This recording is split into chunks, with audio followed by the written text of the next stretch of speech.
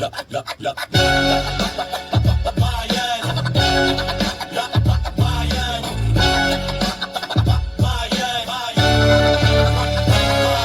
politiko, ibinoto ng bayan, hindi ng kaso, sila ang kalaban. Problema ng bansa, di nila inasikaso, puro hitraan at kaso sa Senado. Control project, corruption pa rin, bimbo at mahadi na tagtunan ng harap. Pagtaas ng hinihirap ng mamamayan, pero sa ICC, dun sila abala magpadala ng kasamahan.